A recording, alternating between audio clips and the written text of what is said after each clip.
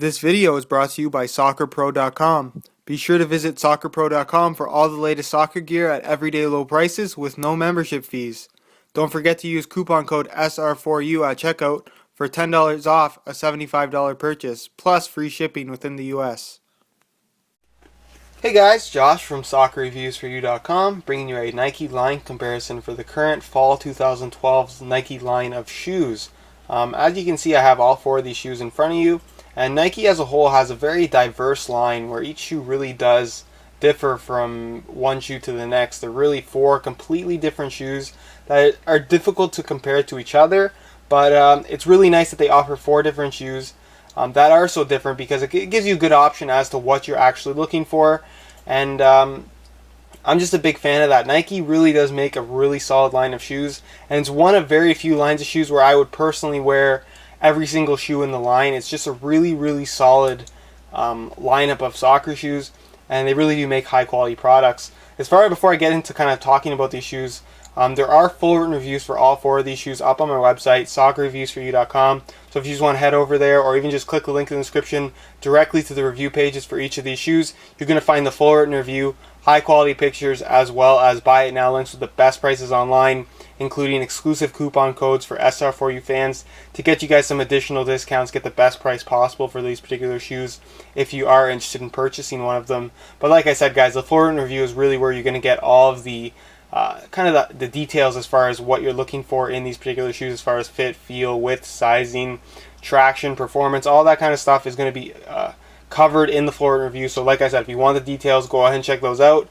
And especially if you haven't done so already, that's really there's a lot of good content on SoccerReviewsForYou.com. So if you haven't gone and checked it out, I highly recommend you do so. But as far as talking about these four shoes, like I said, they're very different from each other, and I really like that because Nike really gives you that option of allowing you to choose a shoe that you're truly comfortable with. And a lot of people get into this kind of boost by position stuff, and I'm really not a fan of that.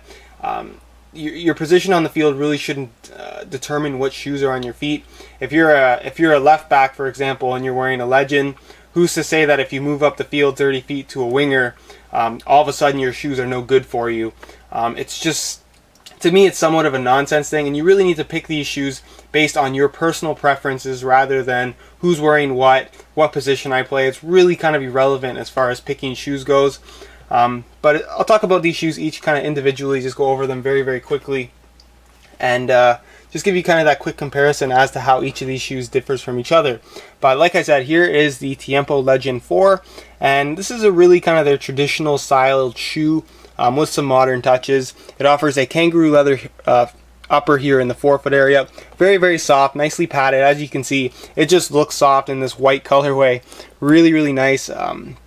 Like I said, great quality. Where the midfoot of the shoe is actually a Kangolite material, so it offers kind of that nice stiffness to the midfoot here, where it doesn't stretch too much, but still has that soft leather feel, which is really important.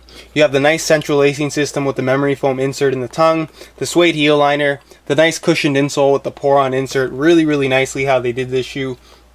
And aesthetically, I'm just a big fan of how this shoe looks overall. And then, of course, the sole plate and stud pattern. You have a very flexible kind of plastic sole plate here.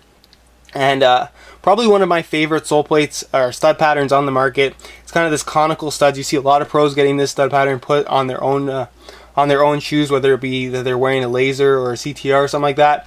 They really go for this stud pattern with the conical studs in the front and then the bladed studs in the heel. It just offers a really good blend of traction as far as just outright grip, and you still have that maneuverability once you have planted your foot, which is really important. Overall, very solid fitting shoe, and it's relatively well priced as well. And if you're looking for that more traditional feel, that's where you're going to get it in the Nike line. The newest shoe from Nike is the Nike CTR 360 Maestro 3, and this is a really nice shoe. Nike's kind of revamped their Kangolite synthetic here, and it uses the Kangolite 2.0, and essentially what that is a very soft, a slightly softer version of the Kangolite, and it really does the best job of mimicking that kangaroo leather feel, which was the whole concept behind Kangolite in the first place. The idea was to create a material that felt like kangaroo leather, but it had the benefits of a synthetic, where it was a little bit lighter, didn't absorb as much water, and didn't have that same stretching property to allow for a really good fit even after break-in, to just allow the life of the shoe to be extended to allow the shoe to last a little bit longer, as well as having zero maintenance. So that's really great, and this is by far Nike's best attempt, easily the best synthetic on the market in my opinion, as far as providing a synthetic upper that still feels like real natural leather.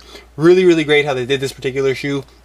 You also have the ACC coating on this particular shoe, which is stands for All Conditions Control, and it's a completely invisible coating. You can't feel it against your finger or anything like that, but it has, the concept is to provide the same amount of grip in dry as well as wet conditions. And I can tell you that it does work to an extent. It's a noticeable difference, especially in dry conditions. I find it to be a little bit more noticeable. It almost has somewhat of a gritty feel on the ball, especially if you're using one of the higher end dimpled match balls. You're really going to notice that slight amount of grip, and it's something that may throw you off a little bit at first. It certainly did to me, but I soon got used to it, and I really did come to actually like this particular coating on the shoe. But it's not something that's going to majorly impact how you do feel when you are on the ball. And then of course you have a revamped pass pad here, which has these kind of segmented strips of rubber, highly textured with these little dimples on here. It's a very abrasive, very sticky rubber on the ball. So again, I like that they kind of included the entire instep here, and it's not super noticeable, but I like having that solid kind of surface of the rubber on the instep when passing, or even kind of finessing the ball into the net with the side of your foot. Really do like having that. Then of course you have the suede heel liner on here, which is really nice as well. And of course you have Nike's new plastic sole plate here. It's a little bit, it's a very thin plastic, but it's much stiffer and much more responsive than you would normally get from all of the other Nike sole plates, apart from the Mercurial line. And overall, it just places you really low to the ground, which makes for a very stable feeling sole plate. And it's, like I said, very responsive. And then you have this new stud pattern from Nike, new to the CTR 360 line, and also exclusive to the CTR 360 line. And it's very much a play on the Tiempo Legend stud pattern, as you guys can see side by side.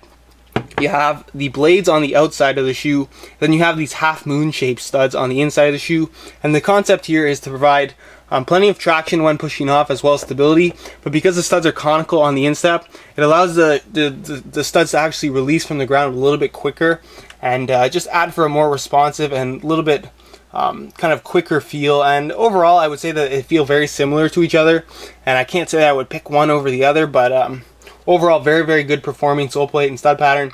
Really do like this shoe. Probably one of my favorites out of the bunch here. And then next is the T90 Laser IV, which is arguably the least popular of the bunch. Probably this, as well as the Tiempo, would definitely be the least popular behind the Mercurial and the CTR line.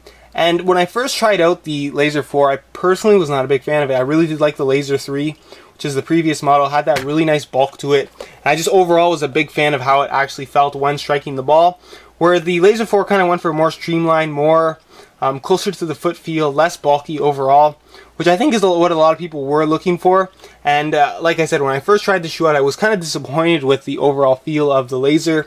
But a couple months on now, and I've kind of been on and off wearing this particular shoe, I really do like the Laser IV. I like that it's a little bit less bulky now, and it's one of those shoes that I keep going back to simply because it's so comfortable. It really does fit my foot really nicely, and I just like how it feels. Really can't say much more. It has that Kangolite upper. This is the Kangolite version. It was also available in a synthetic version, which I'm sure we will see again. And this Kangolite upper just is really nice. It's like I said, it's kind of to mimic that kangaroo leather feel without the maintenance and the hassle of having a natural leather upper. And overall, it really does work well on the Laser. And then you have this entire kind of rubber instep area here, somewhat more minimalistic here. You have this hard rubber surface to strike on, which is pretty much the main striking zone here.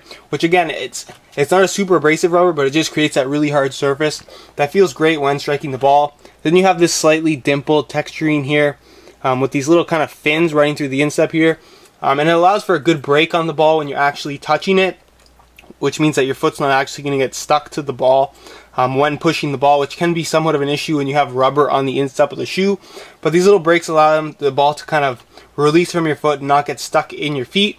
And they also allow for a little bit of extra grip when trying to curl the ball, or when at all when striking or passing the ball. And I overall really like having this particular what they call the shot shield on the shoe.